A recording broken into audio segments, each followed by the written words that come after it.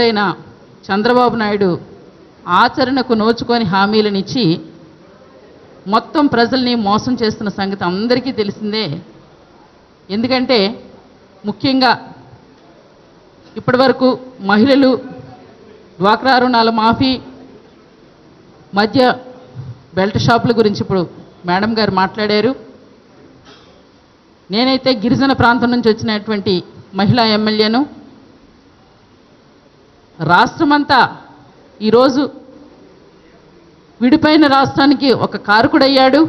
విడిపోయిన రాష్ట్రంలో అందరినీ సమన్యాయం చేయాల్సింది పోయి అక్కడ కూడా వివక్షను చూపించే దిశలోనే ఈ చంద్రబాబు నాయుడు వ్యవహరిస్తూ ఉన్నాడు.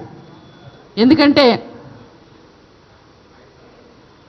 అంగన్వాడీలు వాళ్ళు కేవలం నిజంగా పనిచేసే కాలానికి ఉదయం 9 గంటల నుంచి సాయంత్రం 4 గంటల వరకు పనిచేస్తున్నప్పుడు కనీస వేతనం అడిగినప్పుడు కూడా స్పందించలేదు. సరికదా వాళ్లకు మిగతా విషయాల్లో కూడా వాళ్ళకి పని ఒత్తిడి పెరుగుతుంది. బిఎల్ఓస్గా కానీ అలాగే అక్కడున్న గ్రామాలలో ఇంకా వేరే ప్రభుత్వ కార్యక్రమాల సంక్షేమ పథకాలని ప్రచారం చేసే పనిలో కానీ ఈరోజు అంగన్వాడీలను వినియోగించుకుంటూ వాళ్ళు మా జీతాలని పెంచండి అని అడిగినందుకే మొన్న హైదరాబాద్లో ఉవ్వెత్తున వాళ్ళ మీద లాఠీ చార్జీ పడడం జరిగింది.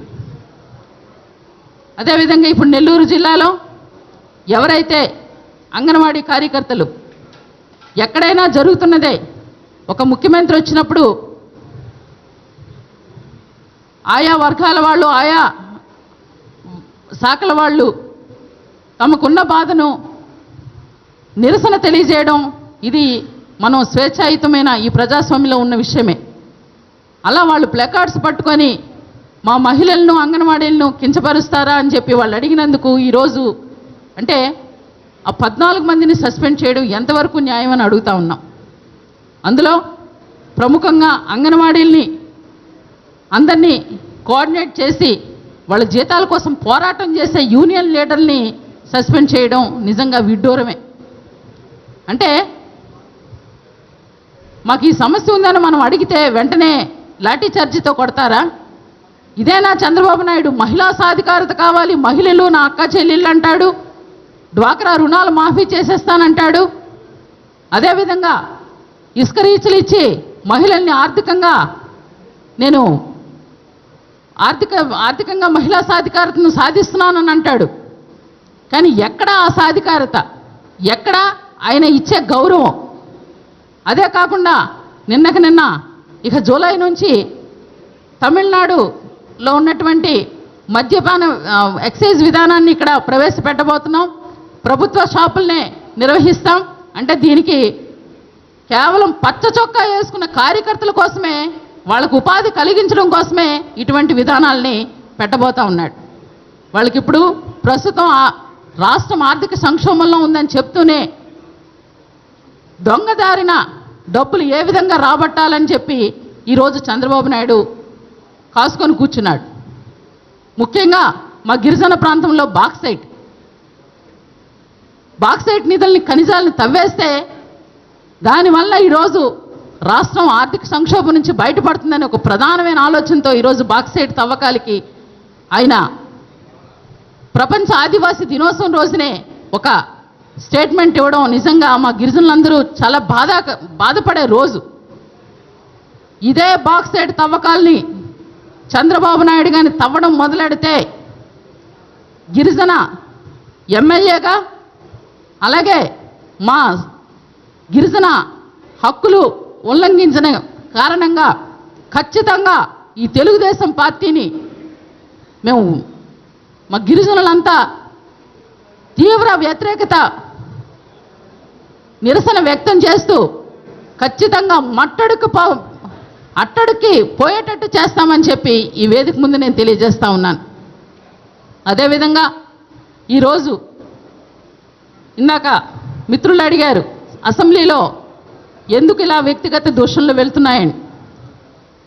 నిజంగా అసెంబ్లీ సమావేశం ఒక ఉన్నతమైన రాష్ట్ర ప్రజల్ని ఆర్థికంగా రాష్ట్ర ప్రజల అభివృద్ధి కోసం జరిగే ఆ సమావేశాలు అందరూ కూడా కూర్చొని ఒక ప్రధాన ప్రతిపక్షం చెప్పే సూచనలు కానీ వాళ్ళ యొక్క సలహాలను కానీ తీసుకొని ఒక అత్యున్నతంగా రాష్ట్ర ప్రజలందరికీ కూడా మంచి చేయాల్సింది పోయి ఈరోజు కేవలం టార్గెట్ పెట్టి ప్రధాన ప్రతిపక్షమైన మా ప్రతిపక్ష నాయకుడు జగన్మోహన్ రెడ్డి గారిని, అదేవిధంగా మా మహిళా ఎమ్మెల్యేలని, అదేవిధంగా వాళ్ళు నోటుకు వచ్చినట్టు వ్యక్తిగత దోషణలు చేయడం మీరు అందరూ చూశారు.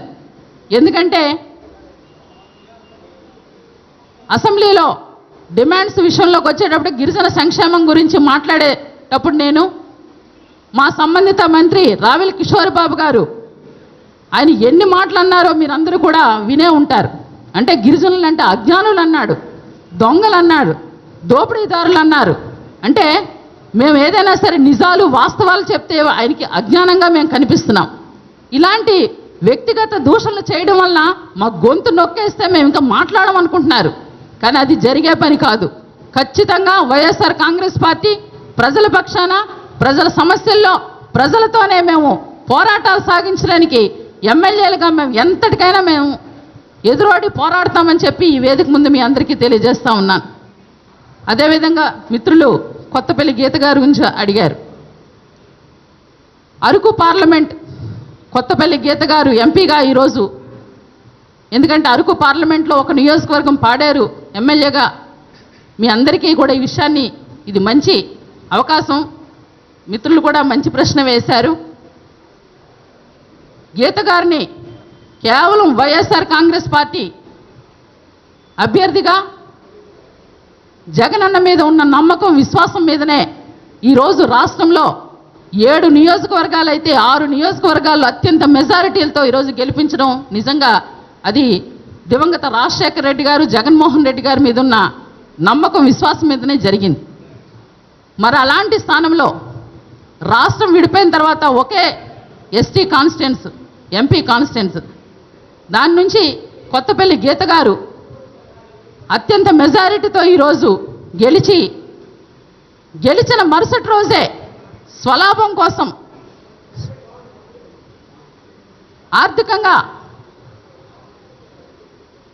ఆమె మిగతా విషయాలన్నీ పక్కన పెట్టి కోసమే ఈరోజు పార్టీని విడిచి పక్కనే ఉన్న బీజేపీ, టీడీపీతో కుమ్మక్కయ్యారంటే ఆమె యొక్క అవకాశవాది అన్నది అందరికీ తెలిసిన విషయమే. ఎందుకు ఇది చెప్తున్నానంటే, ఇదే కొత్తపల్లి గీత గారు గెలిచిన తర్వాత ఎక్కడికి వెళ్ళినా నేను వైఎస్ఆర్ కాంగ్రెస్ పార్టీ కార్యక్రమాల్లో పాల్గొను, కానీ వైఎస్ఆర్ కాంగ్రెస్ పార్టీలోనే ఉంటాను అంటారు. అలాగే తెలుగుదేశం, బీజేపీ కార్యక్రమాలు, సంక్షేమ పథకాల్లో నేను పూర్తిగా ఇన్వాల్వ్ అయి ఉంటాను, నేను ప్రజల పక్షాన మాట్లాడను అని చెప్పి ఆమె బహిరంగంగా చాలా సందర్భాల్లో చెప్పిన సందర్భాలు. అదేవిధంగా ఈ కొత్తపల్లి గీత గారు, నేను ఇవన్నీ ఆమె చేసే కార్యక్రమాలని నేను తెలుసుకొని ఎందుకు ఈమె ఇలా మాట్లాడుతుందని చెప్పి ఆమె మీద పూర్తిగా ఒక ఆలోచన చేసినప్పుడు తీరా ఆమె అసలు ఎస్టీ కాదన్నది కూడా బహిర్గతమైంది. ఎందుకంటే వాళ్ళ తమ్ముడు కొత్తపల్లి వివేకానంద కుమార్, ఆయన ఈస్ట్ గోదావరిలో జాబ్ చేస్తున్నారు. ఈ కొత్తపల్లి గీత కుటుంబం మీద గత 1993లో మంగపతిరావు గారని జేసీ గారు ఒక ప్రొసీడింగ్ రిపోర్ట్ ఇచ్చారు, 10 పేజీల రిపోర్ట్ని. కొత్తపల్లి వారు ఈ ఎస్టీ కాదు, ఎస్సీ అన్నది.